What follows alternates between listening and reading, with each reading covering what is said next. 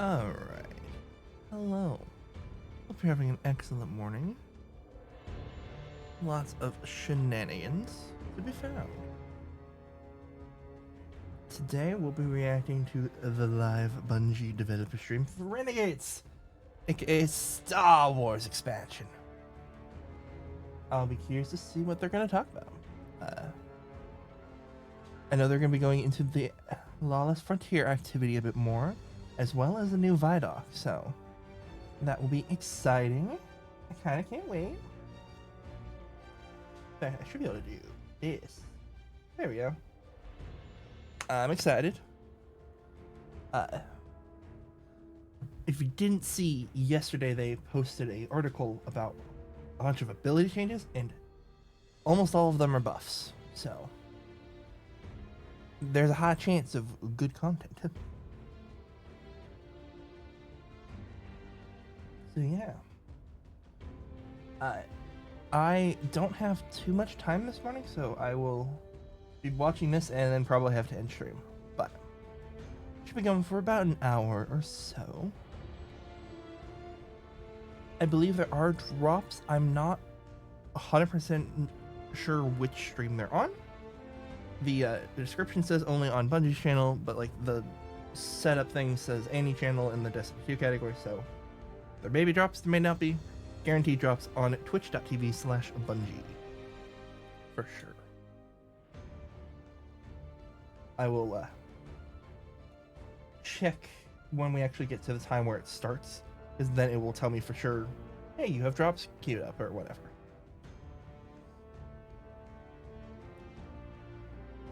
Let's see, in the meantime,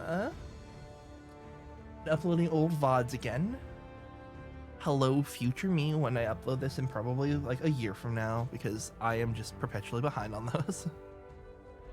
But yeah.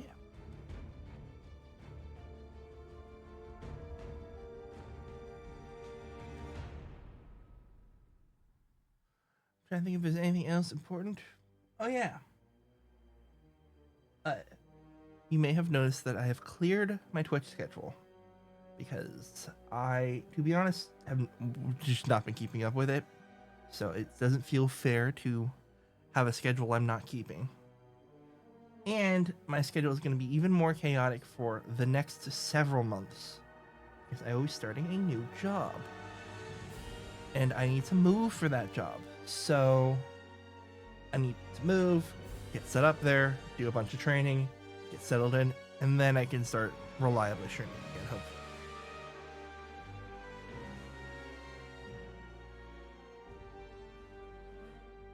So yeah, the next several months will be unreliable on my streaming side.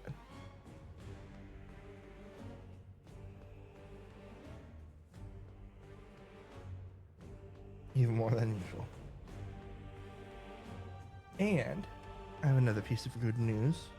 To the Slipstream viewers watching, I am in the final steps of releasing Tilt-A-Slip, the plugin I made for the charity stream I did a while ago. I will be publishing that soon, so that's exciting.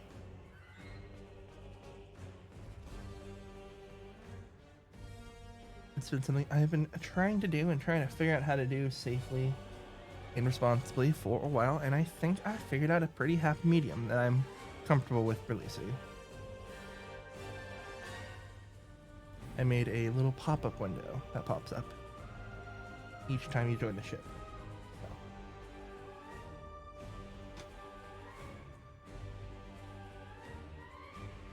Yeah, initially I was thinking some whole complicated, like, approved list of people who can access all the functions and a default, like, I'm like, nah. That's a lot of work. It doesn't pass the hit by a bus problem, or if there's someone who wants to set up, they'd have to find me and get in touch with me, which is potentially something people may not want to do.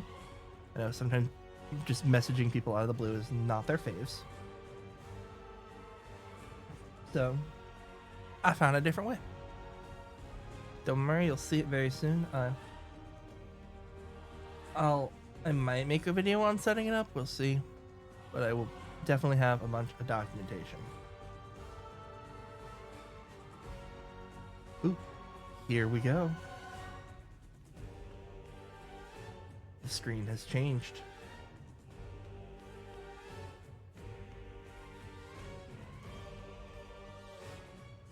Alright, come on. It's 9:59. We are 1 minute away from the stream starting. We'll be hearing more about Destiny 2 Renegades.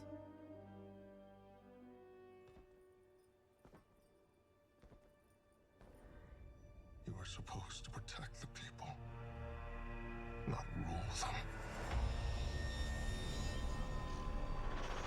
The time of guardians as shepherds of humanity is over.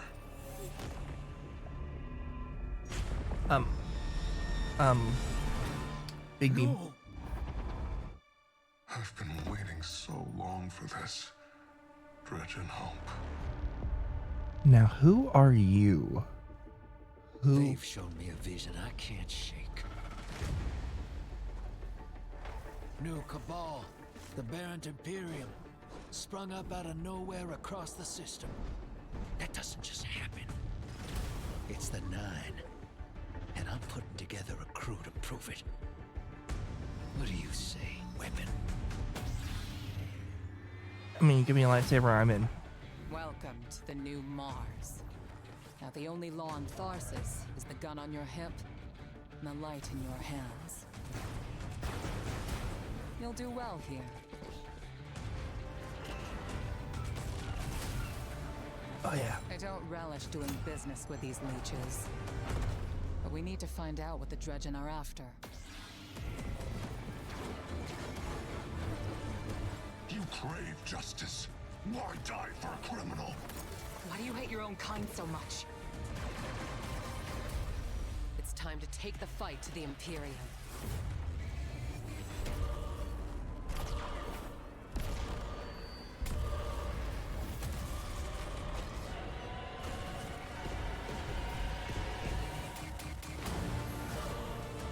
Wow.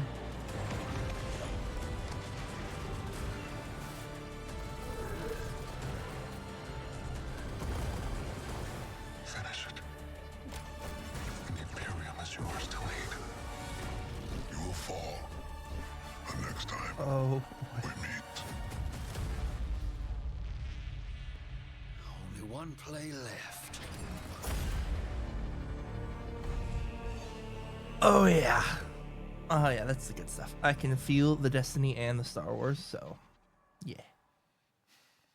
All right. Hey, everybody. Welcome to Bungie, or our Cantina today. We have converted our stream room in celebration of our upcoming release, Destiny 2 Renegades, collaborative effort with Lucasfilm Games. We are so excited. My name is Dylan. I'm going to be your host today. We have a lot to go through. Have a few housekeeping notes before we dive in. Ultimately, if you are on Twitch, if you watch for 15 minutes, we have a fantastic emblem for you to earn, Seekers Not Saints. Make sure your Bungie.net account is linked and you will earn this reward. Additionally, our community team, hey community team, love ya. They're going to be going through chat throughout this stream and after we raid Leopard Stealth, one of our good friends. We have 25 Year of Prophecy digital editions to be handing out. So make sure your DMs are open. Keep an eye out for a DM from Bungie. And yeah, you might get yourself a code for a platinum platform that we offer. So, what are we talking about here today? We just had our launch trailer. Destiny 2 Renegades is launching in 7 days. Countdown right now. 7 days from now, you're going to be in there playing. We got blasters. We got the Praxic Blade. We have a new ViDoc that actually we are sharing today. And this is going to be called Making of a Renegade. So after we watch our ViDoc, we have a panel of developers on the couch. We're going to be talking about the Lawless Frontier, our new activity that is coming with this experience, full of loot, full of fun experiences, and all that kind of stuff. So without further ado, let's watch a new ViDoc, ViDoc 2, Making of a Renegade. Here we go, here we go, here we go. This is Destiny with the Star Wars lens, like this really cool combination that hasn't been done before. I can't wait to take a Praxic Blade to Mars. I need it. A ridiculous fan. Just stay Need cool. it. Wait, we gotta swat it up and play through. Oh, yeah.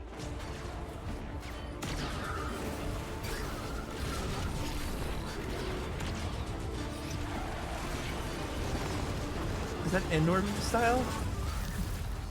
This is why we got into games in the first place.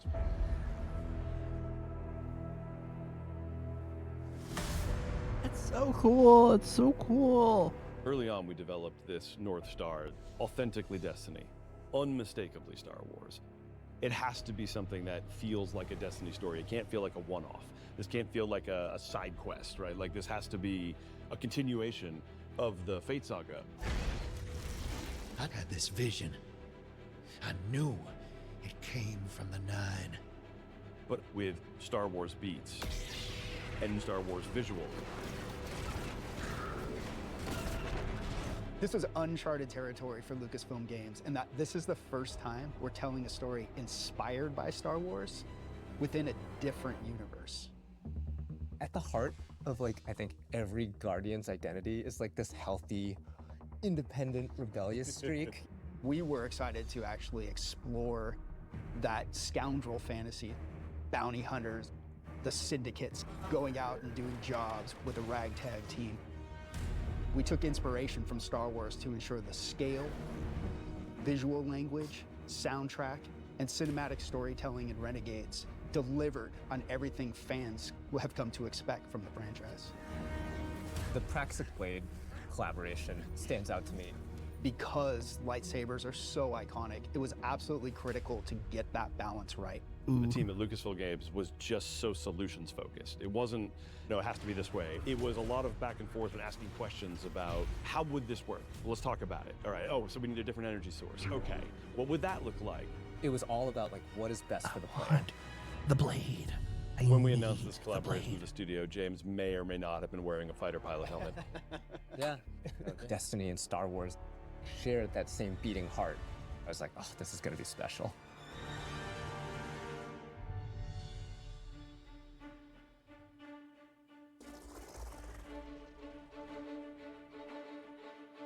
I can hear the We were collaboration. given such a unique challenge. How can we achieve the aesthetic and the feel of Star Wars without losing the narrative threads that we've created so far for Destiny at the same time? It wasn't until we found our footing with creating a foundation in Destiny that things started to click together.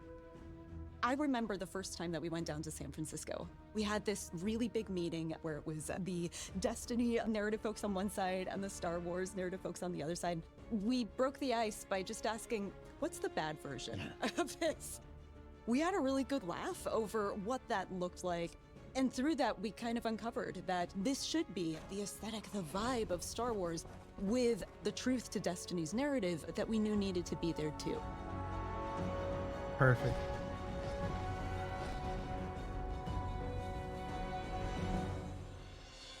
We begin 2 months after the Edge of Fate has happened. The world has moved and changed, and we're still trying to figure out what Binding the Nine means. The Vanguard have redacted the prophecy of extinction. They don't want the public to panic over this prophecy. The crux of our story is the Drifter asking us to help him break Vanguard law for good reason to confront a new rising faction of Cabal called the Barren Imperium. It's what drives Eris to help the Drifter out, as well as the player Guardian.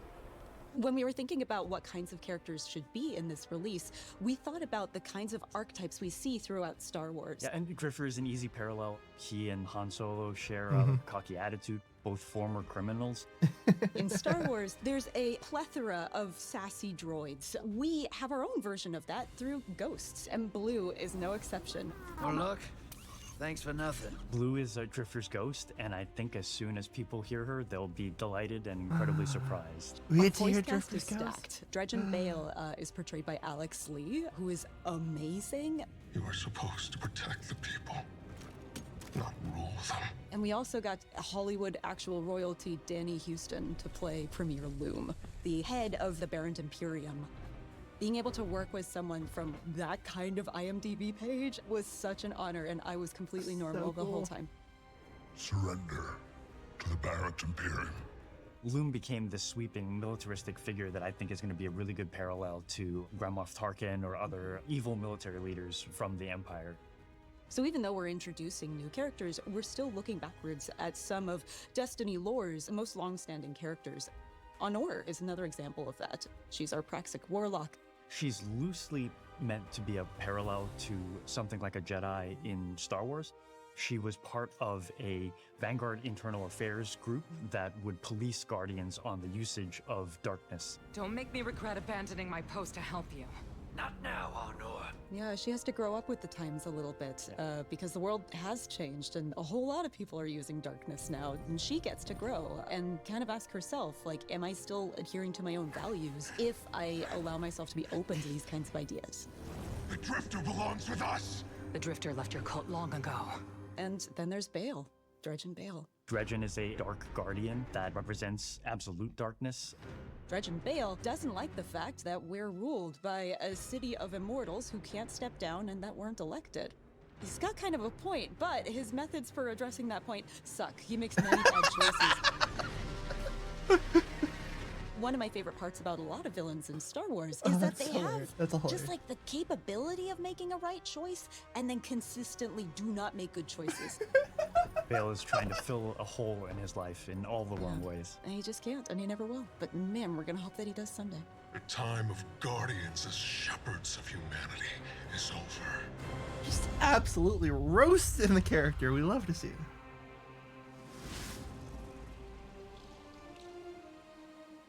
This has been an opportunity where you love Destiny, you love Star Wars, you want to do something with both. What are you going to put into it? Oh my God, it was such a challenge at first, finding that sweet spot of how do we make something that can live in both worlds and not feel out of place in either, but also feel totally new and exciting. It wasn't always about where do we find the exact middle ground, 50-50 Star Wars and Destiny, because at that point, you're feeling almost a little derivative. There's those moments along the way when we were like, this is just Star Wars. This is not the purpose of the collaboration. We want to have something kind of new that makes you think of both. I remember when we were trying to figure out what we're going to do with our new Cabal. We started in that place where it's just Cabal wearing a stormtrooper outfit. Yeah. But it wasn't until we injected more of that weird alien design of a lot of these armor sets. That was kind of what switched it over from this is too derivative to this is really working. I think it comes through in the visuals in every single map. There are little Easter eggs and little treats here and there that we hit around, and Lucasfilm Games has been awesome at collaborating with us and even putting some of their input onto our maps so we can really give the players something exciting. The switch flipped in my head like, oh, we would never have done this without this collaboration was the Syndicates. Yeah. We're going places with the Vex and the Elixni and the Cabal that we really weren't going to go before. Oh yeah, and trench coats. And trench coats, yeah. We have Vex in trench coats that are playing Woo! cards. It's so awesome, and I don't think we would have dared do that if we didn't have this opportunity. No, and it was the perfect time in our universe to do it too. The Star Wars fans on the team just start coming out, telling their stories about what they're excited to build, and far be it from me to get in the way. We make a lot of weapons in Destiny. How do you take a weapon in Destiny, which we have literal like 4 digits of guns, and understatement, right? And make something that feels new, but also does justice for Star Wars. And Blaster was really obviously the choice. They're roughly in 2 groups. There's dynamic blasters, which are intended to be harder hitting, firing a ton. The sound. Brute force. I hear the sound. And then we have a number of balance blasters. As you're shooting, and the heat is building up, you're going to have a venting opportunity where you can hit a perfect vent. It's like functionally a reload, so you can start shooting again much faster. Sweet. Wow. I gotta ask though, what about those Cabal blasters? Are they accurate? What difficulty are you playing on? There's so many Easter eggs. I love it. We have swords in Destiny, but we don't have a Praxic sword. We don't have We do not. a lightsaber approximate. It's an exotic primary weapon that's kinetic, where you can reflect a bunch of blasts. I will be playing this. Kill enemies with it and throw it out and get a ton of damage.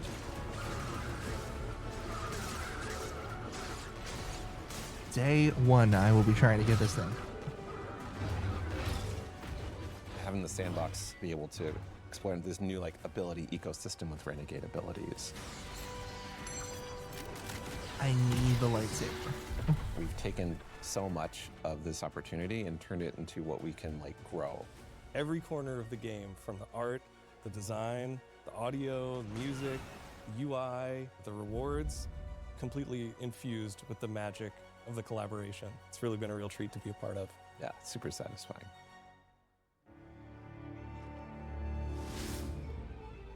Music, music, music.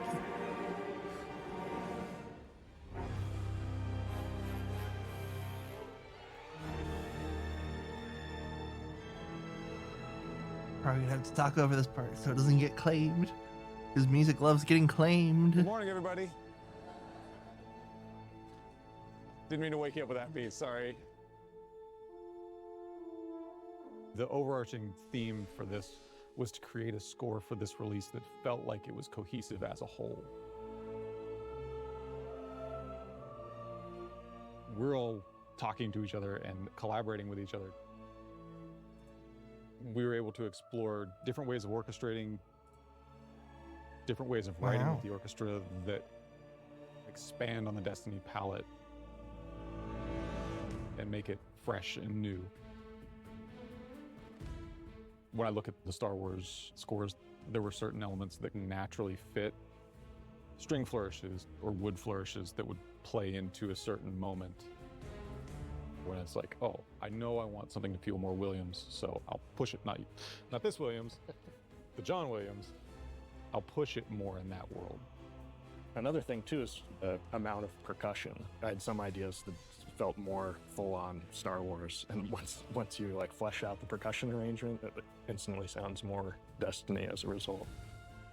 For me, a lot of it was about framing, where when I use a lot of the Destiny themes, how I set them up and how I'm transitioning in and out of moments are much more Star Wars-y in terms of the harmony and orchestration.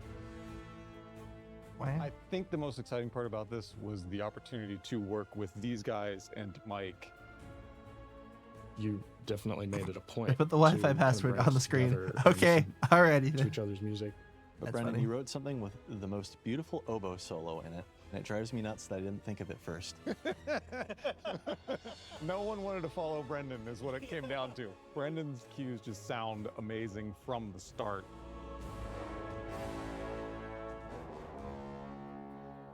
I remember, Nolan, your first high action cue. Oh yeah. Everyone was like, whoa. Because it's really fast, really intense. Josh kept on like spinning around and looking at you. Humans have to play this. Jeez. Destiny has like so many themes, and that's like a great vehicle for doing the Star Wars spin. Our first meeting was discussing that main theme, and I remember hearing it for the first time.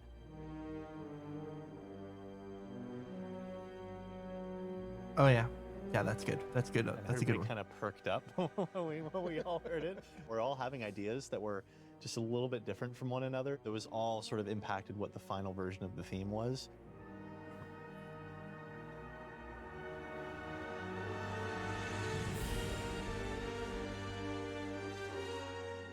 Dredge and Bale.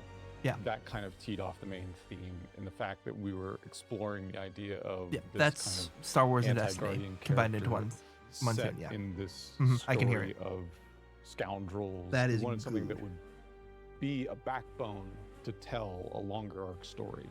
It has a layer of ominousness to it. It has a layer of mystery to it, but it can be turned other ways. I felt a sense of menace. Yeah. I'm just excited to get to experience it with players. Just really hope that, personally, I've written something that they can really connect with and love, and if I can cause a couple of goosebumps in there, I'll take that as a bonus too.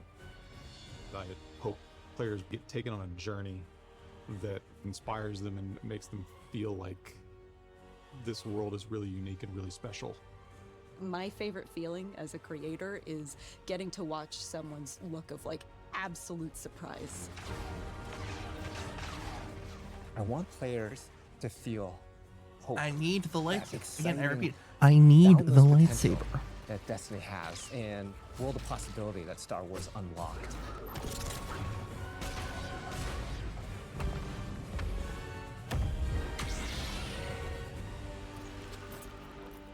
I've been waiting so long for this.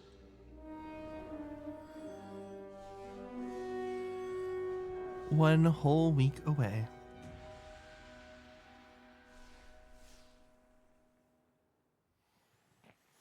All right, welcome back to the Cantina. So what you just saw was our second ViDoc, Making of a Renegade, or What It Takes to Make a Renegade. This is our moment to really peel back the curtain and show you how games are made. It's a monumental effort, and what you saw, it was a mix of our narrative design, audio, our collaboration efforts with Lucasfilm Games. Many thanks to everyone involved. Also, a few folks that weren't pictured there, ranging from design, production, test. Even a shout out, I got to give it to IT for keeping our computers running, and our services folks too for keeping our servers running. So today we're going to be talking about the Lawless Frontier. This is our new activity coming with Destiny 2 Renegades, and we have three developers on our couch to talk us through what we're seeing. It'll be a fun deep dive. So without further ado, let's get some introductions. Eric Smith, we're starting with you. DMG, Damage 04. Yes, my name is Eric Smith. I am a combat design lead on Destiny 2. You may know me from my work where I was the design lead on the Strand subclasses. I started kind of making the stasis abilities, and most recently the Renegades ability buffs. Awesome. Yeah, next up, Tom Farnsworth. This is the first time that you and I are in a stream together, but a quick introduction for folks that may not have seen you in previous ViDocs. Yeah, so I'm Tom, the creative lead for Renegades, and I've been at Bungie for like, I don't know, I can't even remember, like 13, 14 years. Worked on Destiny 1, Destiny 2. Wow. The highlights were probably like Dreaming City, Season of the Splicer, 30th and Into the Light were the most recent things I worked on leading in this, but this has been an absolute blast to work on. Awesome. Yeah, thanks for joining us today. And last but not least, our grid skipper aficionado, Taylor Bjorndal. How you doing? Great. Yeah, Taylor Bjorndal, associate weapons designer, here to talk about all the rewards and blasters and the practice played and all the other stuff we made for you to chase. Awesome. Yeah, so just for folks, if you end up missing anything, if we go a little bit fast, we got a lot to pack through. We'll have a VOD on Twitch and YouTube after this. And if you missed our ViDoc or the launch trailer, those will be uploaded as well. So what we're seeing on screen right now, we're launching into our Lawless Frontier activity. Tom, I would love to put the spotlight on you. Let's give a quick description. What is the Lawless Frontier? Oh my gosh, they got the wipe. Core game mode in Renegades. The transition wipe. Campaign, but it's really what comprises our end game. And the idea is that you're a That's renegade. such a nerdy detail. I taking love out it. These shady jobs like bounty hunting, smuggling, and sabotage from our syndicates, and you're doing so to increase your notoriety, your power, and your riches. And of course to get some sweet loot. Yeah, and when you talk about bounty hunting, sabotaging, that kind of stuff, those are different types of this activity, right?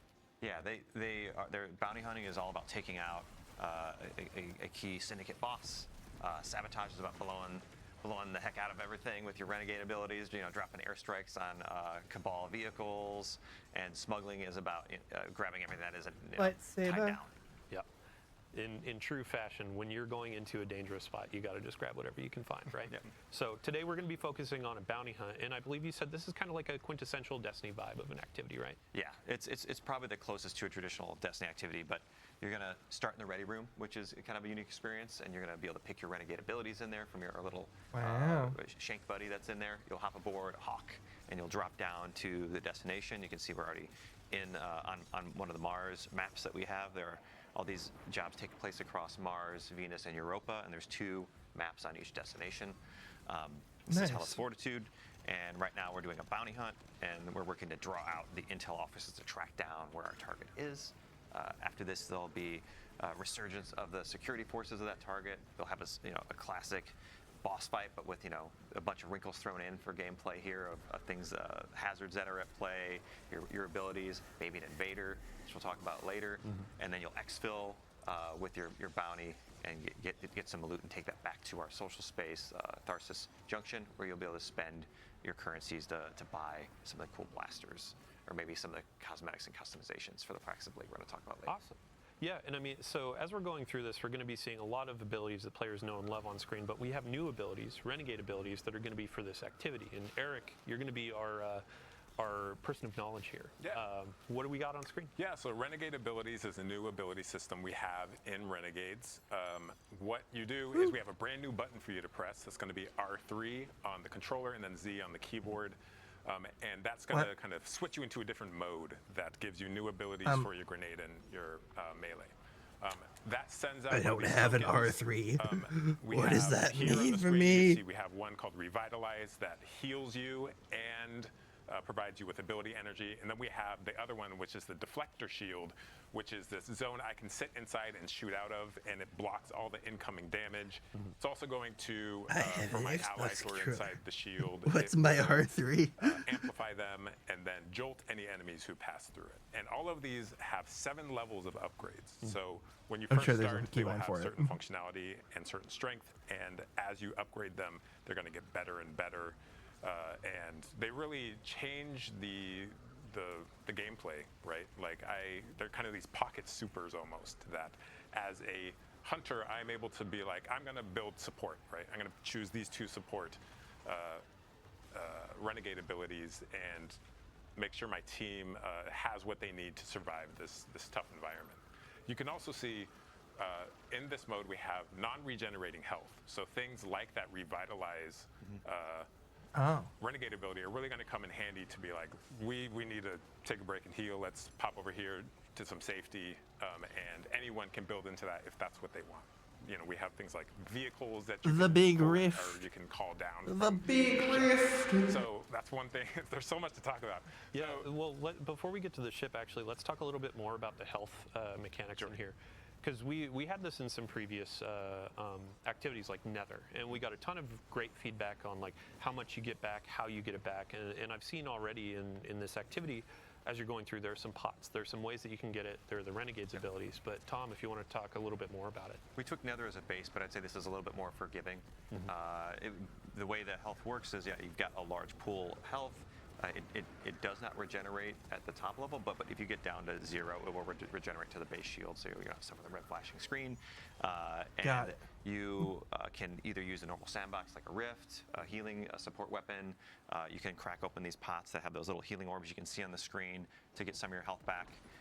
Or you can use things like Revitalize and like build your Renegade abilities into kind of dealing with those kind of challenges we're putting in front of you. And one thing that I really like about this mode is like we've got, you know, Expert, Master, Grandmaster, and on the Grandmaster you're really going to need to use all these abilities that kind of like coordinate with your teammates and kind of build a loadout to kind of conquer the challenges we put in front of you. Awesome. Yeah, so going back to, you had mentioned the ship when we're using our Renegade abilities. And I think earlier, outside of the Vex Dome, there was kind of like an airstrike that happened too, right? Yeah, we have a strafing run that you can upgrade, and your ship, so the one that you have customized and put your shader on, will fly through the arena and drop bombs in sequence, right? That's and huge. as I upgrade this, it gets more and more devastating until it like is, you know, beyond any of the supers we have in the game. It's incredible.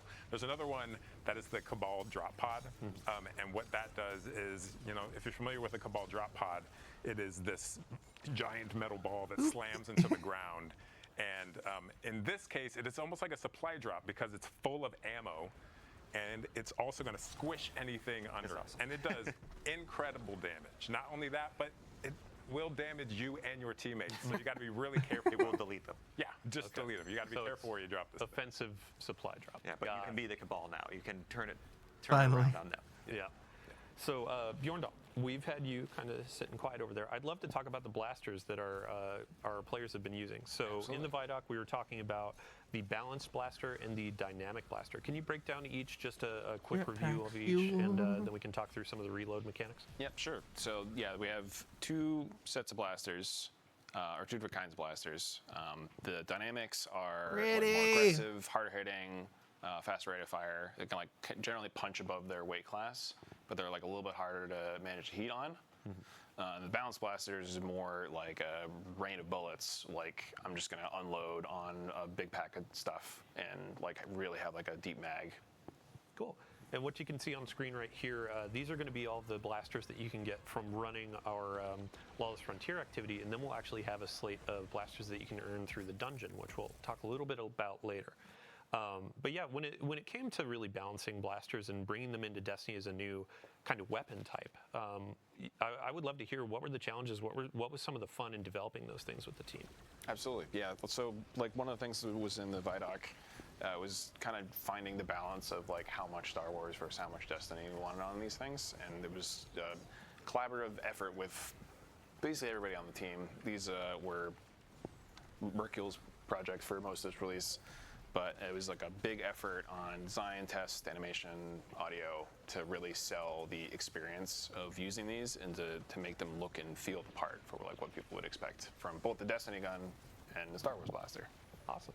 Yeah, I mean, since we're on the topic of loot and gear, our Guardian right now is using the new Praxic Blade and also getting smashed by a Cabal drop pod. But I'd love to hear about the customization that y'all developed for this, and this can be Tom and Bjorn talk to it. Yeah. Sure. Yeah. So you're going to get the Praxic Blade by collaborating with Honor throughout the campaign. She's going to like deem you worthy of earning it. You'll go on a cool little quest that I don't want to spoil to earn one for yourself. And then post-campaign, you're going to unlock the ability to customize it. You're going to be able to change out your dark matter crystals and change the color of the blade to match your legendary order personality. thing, nice. And you're going to be able to change a bunch of different mods and gameplay elements, right? Yeah. So there's a whole bunch of different things you can kind of swap to fit your playstyle on this, where we have forms, cores, mods, and 4 different catalysts on it. And the forms kind of change like how you can get ammo back and give you some damage bonuses based off of different gameplay styles. And the cores let you apply subclass verbs to a different part of what the weapon does, depending on something that matches your subclass. So like you can add sever to like the saber throw, or something else like weaken or jolting. Yeah, it creates these really cool combos where I am strike, I'm throwing to debuff enemies and then getting it back and striking again. Yeah, and during a couple of our trial runs with this, you were talking about there are some animations and different combos in your melee structure, right? Yeah. So there's like a 3 or 4 hit combo you can do where you will end it with like a big spinny move that's like very thematic. Big spinny move.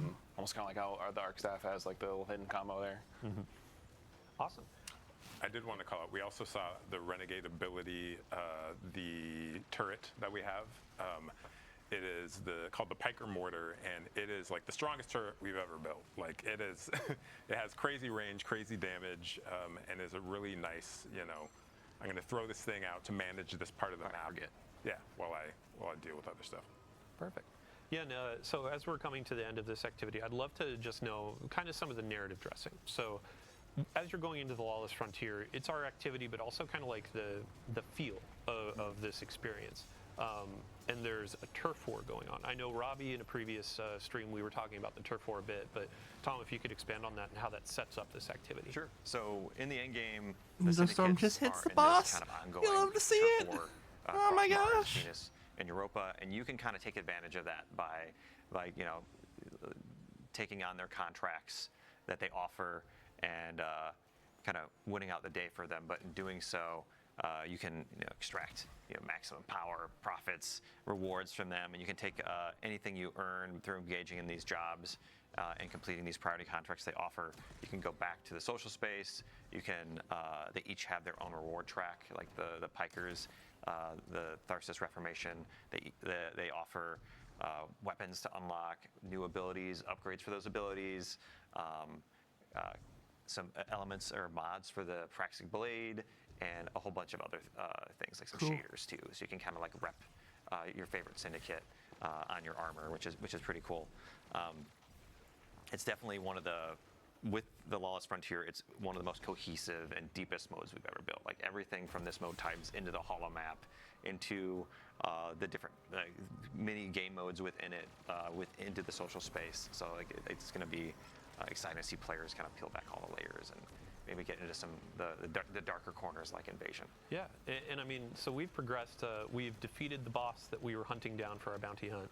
And this portion of the activity is kind of emblematic of we're in a lawless frontier that's dangerous. Even after you've finished your objective, now it looks like you got to fight your way out. Yeah, so every job in the lawless frontier, in this case bounty hunt, like it escalates over time. So it gets harder the longer you're there. So there's real pressure to get in, do your objective, and get out. Just so like right now we're in the exfil. This is the final moments of the activity. You send up a flare, you call your ship in, the Cabal are pouring down on you here, you're throwing out your renegade abilities, and you're just trying to survive until your ship gets there. In this case, each of the 3 jobs, bounty hunt, smuggle, and sabotage, have their own unique mechanic. So for bounty hunt, you have to take out these 3 mini bosses, which we call retaliators here. Oh boy. Yeah, so as our fire team is fighting And their that's a way different out, kind we of actually shield. do have a preview of a fun exotic that's coming with the reward pass in Destiny 2 Renegades. I believe we have a preview that we can share. But Bjorndal, if you could give a quick overview of our exotic machine gun. Yeah, so this is the Service of Luzaku. It's a very unique machine gun. It's almost like a necromancer, broodweaver theme where you Isn't that turn from- your enemies into these little nests of threadlings that you can like shoot and then spawn more and like build it up to control like a space. Wow. Yeah, and Threadlings just got a buff, correct?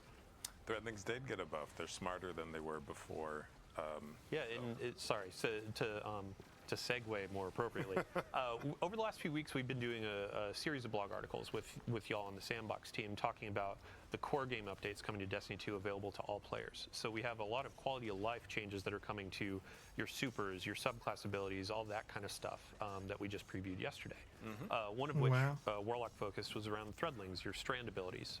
Yeah, if you want to cover that really quick. Yeah, so you can see here the Warlock is moving while rifting, which is a huge kind of quality of life upgrade that allows you I'm excited to for dodge attacks, get into cover, close the gap while you're casting your ability. Works really well with the new Warlock exotic as well. So there are, if you haven't seen that article we put out yesterday, please check it out. There's a lot of great buffs. We've shown hunters a lot of love. We love our hunters. We want them to feel powerful. Yeah, we saw some feedback with the exotic tuning article. Hunters were like, wait, I want to see more, which in the future we will definitely have more. But that's cool. You get to fire the gun from the ship if you get there early. There's a lot of exciting hunter stuff that we are working on. So with the abilities updates for hunters, Golden Gun got a pass? Yeah, so Golden Gun got a pass, does more damage, and now scorches on impact. We fixed an issue where you had to step outside of your well to get full damage. Now you can stay in the well. Outside of that, we saw in the gameplay gunpowder gamble. If you throw it and you shoot it before it explodes naturally, it does more damage, more radius, and also spits out little kind of seeker projectiles. Yeah, and as we're getting our loot, we need to cover the Titan changes for Sentinel. Sorry? Sentinel. Yeah, the big. Yeah, Sentinel Shield. We're excited about this one. So Sentinel Shield is getting a shift a little bit. A bit of a rework, right? Yeah, a bit of a rework. The usage rates weren't great, and we want to provide something that is kind of on par with Well, as far as like, what am I going to take into a raid to support my team? So in Renegades, your Sentinel Shield, as you're holding it up, your allies behind your shield are going to auto reload, and there's just kind of rhythm to it. So if you can, I missed that part. What? Fire at the right time, you can just be like rocket, rocket, rocket. So it is like Hello? the actual That's huge. like damage increase is big. Not only that, but as I guard my enemies and the shield takes damage, I'm charging this bar up that charges up my shield throw. And at full charge, that shield throw is going to do Thunder Crash level damage, which, depending on how players use it, maybe you even get 2 of those out of a single super. Like it's strong. And that's what we want, right? We want to provide that power fantasy to players. I think this era of Destiny is like fun first. Yeah. We want players to have a great time and feel overpowered. I'm gonna hold you to it. Yeah, I honestly can't wait. But yeah, so we finished our activity, our first run of the Lawless Frontier. Now we're gonna go into another. And Tom, you had mentioned invasions earlier in the stream, and this is going to be our opportunity to show a little bit of that. Flavor. We're going to look at some of the UI in the orbit screens and our new holo map, and then we're going to show what it is to be invaded. New optional activity type as well, right? Yeah. So in Invasion, like you might be familiar with Gambit. This is kind of like a new take on that kind of familiar mechanic here in Renegades, and we want players that kind of take on the role of a bounty hunter working for the syndicates, tracking down these renegades that are messing up their operations, taking out their commanders, stealing their stuff. And so you get to be kind of play on the other side here. You get to play on the opposition. So you're allied with all of the enemy combatants on the field. You can kind of wade in amongst them and pick and choose the strategic moment where you want to kind of like lash out at these players and like steal their bounty. Yeah. And So how do you launch into this? so here's the holo map, just for everybody. This is kind of our standard interface for the Lawless Frontier. This is how you access the social space, all of our jobs, and then in the end game we unlock the yellow node, which is invasion, and the red node, which is the contested territory. So we can take a look at the contested node here. This is where all every day the syndicates are fighting over one of the maps on each of the planets, and you can kind of, as a defender, kind of throw in your pledge to the side you want to fight for. But these are also invadable nodes. So one thing I want to highlight is that invasion is opt-in. It's not a requirement. So if players don't want to deal with PvP, they can do like an expert difficulty for this, or they can just go to any of these other nodes on the map here that aren't invadable. But for the priority, the contested node on the highest difficulties, that's where the highest rewards are. That's where the invasion is. I see. Now, on the other side, if you're an invader, you don't need to worry about the nodes. You can just go to the invasion node. You need to have some death marks, which are a currency you earn by playing by just playing Lawless Frontier. You'll just accumulate them. And one interesting wrinkle here is you can actually wager those for additional rewards. So if we go to the little pane here on the side, there's these things. There's the death marks. You can interact with them two or three times to double and triple your rewards. Which obviously you're taking on some risk here. If you go do an invasion and it doesn't go your way, you could lose those tokens. But I think a lot of players are going to want to do this because they can just get triple rewards on each invasion, which is really exciting.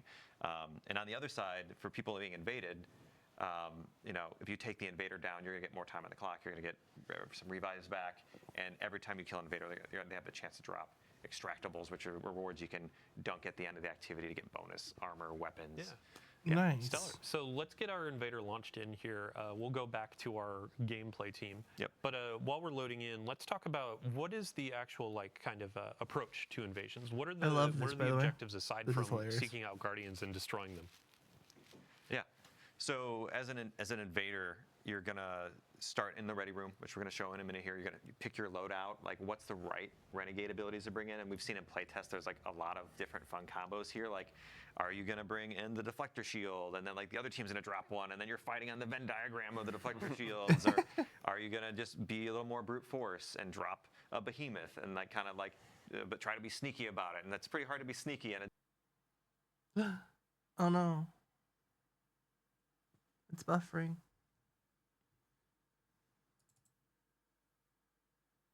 Don't buffer.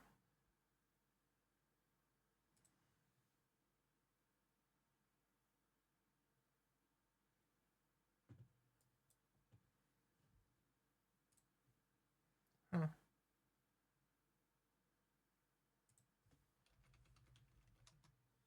I have internet still. I can still see my stream. Live chat? Yep. Okay.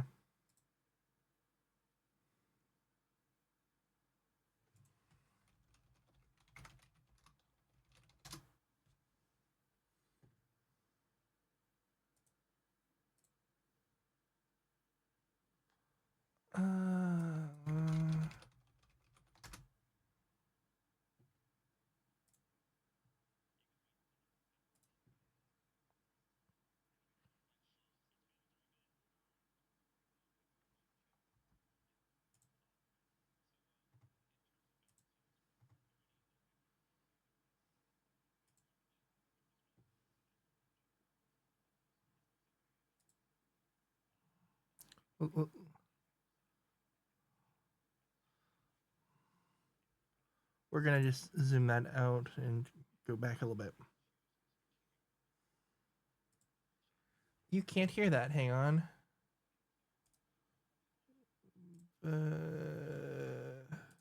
This is kind of a standard interface for the Lawless Frontier. It's got There this is we how you go. access the social space, all of our jobs, and then in the end game we unlock the yellow node, which is in. Let me catch up to where we were. It's part of that majority. There's time. What are you gonna feel like? But try to be There we sneaky about it, and that's pretty hard to be sneaky. All right, and that should catch us up to where we were, pretty Walker. much. But you want to really pick those moments as the invader, because your goal here is to get 6 kills or 3 kills and 3 caress. Like, you've got 6 points you need to get. You've got about 5 minutes to do it. You've got 3 lives. You've got just enough time to really kind of like get in there, see where they are, kind of like rotate around, and then do a surgical strike, and then try to get them all in one go. And if you're lucky, you can do that, but you've got a few chances. And on the other side, they're going to know you're there. They're going to see that there's an invader on the field, but they're also trying to juggle the objectives that are on their side. And they don't know when in the activity it's going to happen, right? So it could happen early on, it could happen later. Yep. But it only happens once per. Only activity. once. Yeah. Gotcha. Good. Cool. And then one of the fun dynamics here too is playing the waiting game. You can instill a little bit of anxiety in that team you're invading. So you don't have to hop in immediately and go guns blazing. You can wait until they're at a pivotal moment where they're like, "Where's this guy? Yeah, What's wait going to until they happen?" fight the boss. It's been 3 minutes. Where are Wait until someone breaks off to go find a chest. Yeah. Oh man. So in terms of balancing as well, are there any like extra abilities or things that invaders are going to have at their disposal, or is it just a match of the renegade abilities? It's mostly renegade abilities, though. Invaders will have, some amount of super, no heavy, and when they come in, we do highlight the PvE, the defender players, just so like they have a little bit of an idea where to go, and they can use that knowledge to kind of plan their initial attack. Cool. Yeah, and it's been a bit of a balancing act as you've been going through this in the different cycles. In Gambit, like, we juice that invader because it's a 1v4. In this, because you have the chaos of the Lawless Frontier and all that kind of stuff. Like, you want it to be tilted a little bit because it's 1v3, but also you want to make sure if players are opting into this, they still have a fighting chance. Yeah. So. And there's also the element of the non-regenerating health, which is a larger health pool, right? We've tuned it so it's more or less the same TTKs or time to kills as you have in Crucible, but players don't regenerate health, so you kind of have to take that into account when you are, when you're. There's some attrition invading. that can happen, like for the invader, where they can kind of wear people down if they're not paying attention. We have our invader in their ready room. Let's talk about their shank buddy here. Yeah, here's our little shank buddy. You want to speak to any of these abilities there? Yeah, so we have 9 renegade abilities here. Huge shout out to Cat Sayers and the rest of the tech design team for all their work on these. Wow. Yeah, I mean, it looks like right now we got Nate picking the Imperium Behemoth and the drop pod, but yeah, there's a variety of ones to choose from. We have 3 different vehicles, and each of those vehicles have different upgrades with different functionality. Yeah, and the Behemoth has like 3 or 4 versions of it too. Yeah, there's like missiles and the audio and everything is just so good. Okay, so our invader has started. It looks like moving toward our targets and preparing to throw that coin. So you can see there they clicked that right stick, and that is going to ready the ability. They then throw the ability and just drop the drop pod to get some heavy ammo. Yeah. So Nice. need some heavy ammo to go into battle. And Tom, before we were hopping in here before the stream, we were talking about like the size of the maps and how as an invader, like the first few runs, you might feel maybe a little lost because there's a lot of space to cover. But as you get more acquainted with Europa or Venus or Mars, you can find better paths to get directly to the combat. Right? Yeah, these are some of our bigger maps we built. They're more comparable to like our larger public spaces that we built in Destiny. And again, there's 6 of them, and like there's any number of arenas these PvE players can be in that you're going to be. Oh my gosh! So our invader just wiped one out with the Thunder Crash and tried to hide and throw out the beacon for the for the Walker. The Walker, Yeah. yeah, or the Imperium Behemoth, as we call it. Yeah, But then absolutely. got needle stormed right before they could jump into it. That was incredible. So that's one of those strategic moments of like, how do I put the chess pieces down? How do I approach this and all that? That was interesting because they invalidated that beacon, right? Yeah. Before they could use it, so the timing was impeccable. Oh man. Oh boy, what was I just talking about? Size of the maps. Yeah, in rewards, I wanted to ask really quick too. So as you're wagering, you add more and more. Is there like a cap?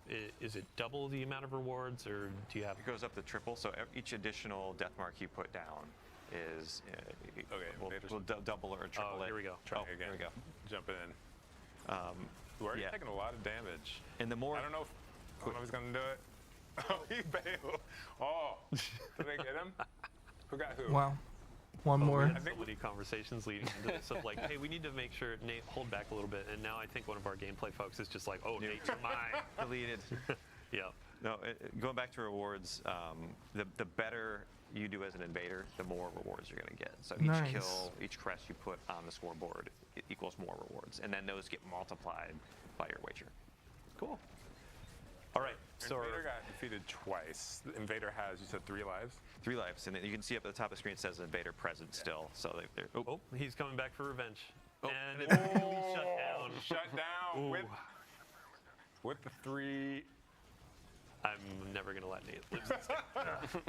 with the 3 coin wager too, or the 3 death mark wager. He made a little bit there. Good job. So that's the. I'm gonna put a little elbow in the ribs. The gambit you're taking. Ha ha ha ha. So all right, we've gone through some Renegades content, rewards, all that kind of stuff. I would love to shift focus a little bit to our general rewards update. So in the portal, in a bunch of different activities, we're going to have some new weapons that we're offering. We also have an armor refresh for a bunch of our activities. And Bjorn, I'm going to put the spotlight on you. So starting with our Vanguard Ops sort of armor set, this is going to be earned through Solo Ops, Fire Team Ops, and our new Arena Ops activity, which is bringing back 6-player activities to our portal, which is really exciting. Yes. It's going to be kind of like your militaristic, hey, I'm a grunt. I'm getting in there. I'm fighting the dark forces. The weapons, Bjorndal, up front, we have a new pulse rifle. What do we got? Yeah, it's a new arc rocket frame pulse rifle, so you have an energy slot option now to go with your mid-range grade. A lot of excellent perks on here. I know a lot of people love the arc perks on weapons, and now you'll have it on a rocket pulse. And then we have a fusion rifle and a sidearm, correct? Cool. And then we do have some weapons that we're not showing in this stream, so stay tuned for launch. But next up, we're going to have our Pinnacle Ops. So in our previous season, it was a kind of streetwear samurai, and this armor theme is Kendo. And then we have 2 returning weapons that I know players have been pretty excited about seeing in the past. Some new perk combinations, but also a new heavy crossbow. Yeah, so this is a new Void crossbow to kind of fill out our elements for the crossbow now. And I think this one can get box breathing, which is new. Should be pretty good for what crossbows do. Oh boy. So box breathing, aim down sight, get extra damage, and then run up to the enemy. Box breathing doesn't apply to Serrated Edge, but you pull the bolt back out and do some more damage. That'll be a fun loop. Next up, Crucible. So this armor set is actually pretty fun. Over the years, we've done thematic sets tied to weapon foundries. So in the past, you've seen Hake, you've seen Tex Mechanica, and now Suros is up to bat for the Crucible, and Shax is going to be handing these out. We also have some weapons up to slate. Fusion Rifle is a returning favorite, I believe. Yep, yeah, Riptide's coming back. We have a new aggressive Void hand cannon and a high impact machine gun. Awesome. Wow. And then let's see, last but not least, Trials of Osiris. So another offering for our PvP audience. A few eagle-eyed players may have seen this armor set yesterday, a little sneak preview, totally planned. But yeah, we have a new armor set for each class, and as you can see, coming back with the glows, so as you get more wins on your card, you can unlock gold or red or blue. And then we have some new weapons that are coming as well. Yeah, like this lightweight Void pulse rifle with your favorite model. I admit, since the set came out on the moon, Eris, all the crufty bits on it, cleaning it up, having, sorry, what frame type did you say? Lightweight. Lightweight. chef's kiss. I cannot wait. And then I believe also we have a preview of a hand cannon. Now, one of our folks on the gameplay team over here was whispering in my ear day by day, night by night, that these rolls are going to be a bit juiced, right? Yes, yeah, this is a pretty juiced hand cannon. It's got perks for both PvE, PvP. It's a Strand 140. You can get stuff like Lone Wolf Precision Instrument or Slice Explosive Payload. So you have a lot of options to pick for both PvE and PvP. Awesome. Yeah, and across all of our activity types, we're trying to sprinkle out some things that players will get excited about. Not just, oh, I'm going to go into PvE to get the PvE gun. Like, there are some PvP roles out there that you can get from your fire team ops. There's some PvE roles that you can get from trials. And that doesn't even cover what we have coming in the dungeon too. Before we do a little dungeon teaser, I do have a quick announcement as well as we're rolling through the list. We have an open access week that's coming on December 2nd. So for any folks out there that haven't played The Edge of Fate, that is actually going to be included in this open access week. So if your friends haven't played, if you haven't played, hop in, check out the beginning of our new saga, and earn some cool loot on the way. It's available to all players for that week, and it also includes some previous content as well, campaign and other. So let's see here. Dungeon. We want to talk about the dungeon. So Equilibrium. This is going to be our new dungeon. The race begins on December 13th at 10 a.m. So that's the second Saturday. We've already announced the time, but if you haven't penned it in, if you haven't gotten your fire team together, get ready for contest mode. For those that don't know what contest mode is, on day one, right at launch, this is going to be a very difficult difficulty tuned for competition. So if you want to go and try to be the world's first completion, this is your place to shine. And if you win world first, we have a cool trophy or some goodies for you. So contest mode is going to be available for the first 2 days, 48 hours of the dungeon availability. You can earn a really spicy emblem and some cool stuff as you go through that. And after world first has been declared, we will also have normal mode. So if you want to give a pass on some of that harder difficulty content, you just want to dive in and see what's on offer, that'll be there for you. So before we move on, we actually have a fun trailer to show. We can go ahead and roll it. Trailer? 6. Everything you've shown me, I've made real. I've marshaled a new Imperium to snuff out the light.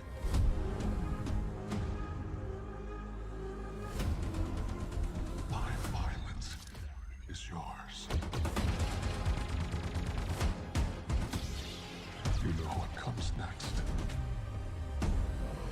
Give me strength.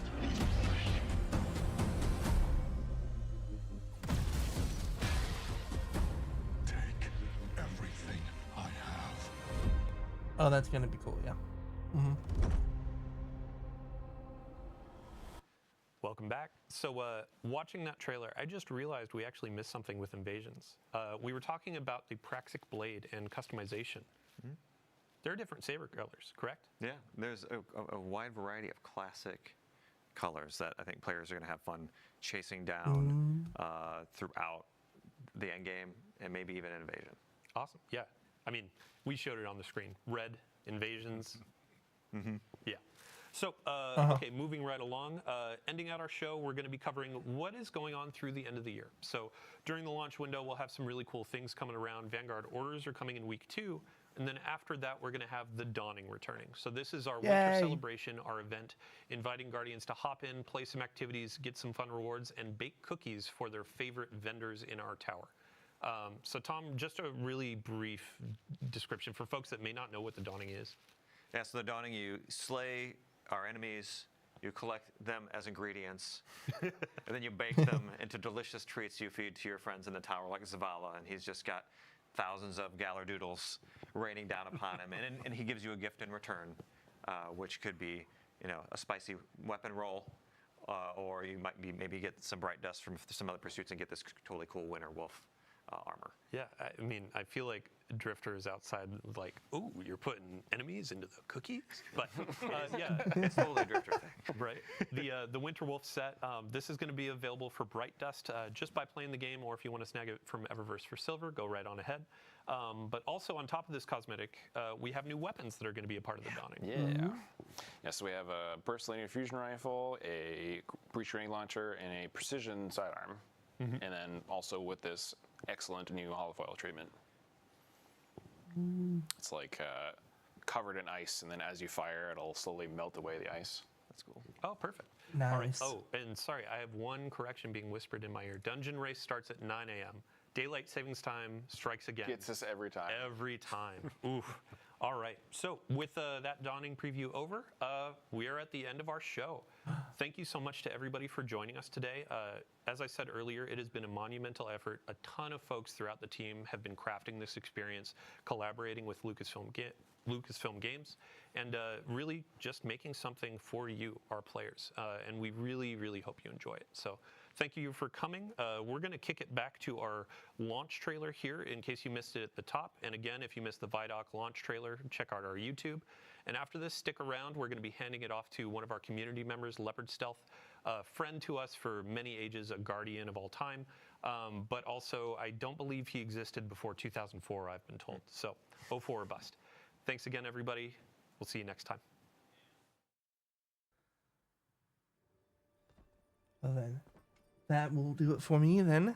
Thank you so much for watching. I am incredibly excited for this. The vibes are immaculate. So, there's nothing left to do but wait. But we won't have to wait long. It launches next week, December 2nd. So, I guess it's time to get ready. But that'll have to happen another day. I must go get my life together. So, as always, thank you so much for watching. Feel free to drop a follow if you want to get reminded next time I go live, which will hopefully be soon. Hopefully. No guarantees. There's lots of plans in the air. Alrighty. Well, see you later.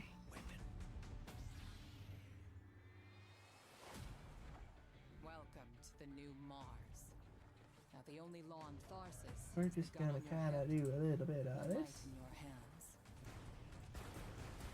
You'll do well here. The music real quick because it's gonna get copyright claimed otherwise, for sure. With these leeches. But we need to find out what the Dredgen are after. There's a lightsaber. It's pretty cool. You crave justice. See ya. Why do you hate your own kind so much?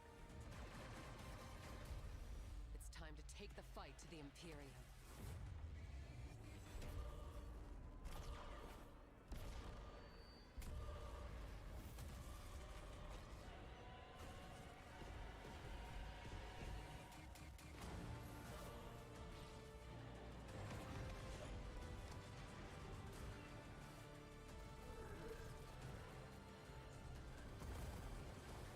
Finish it.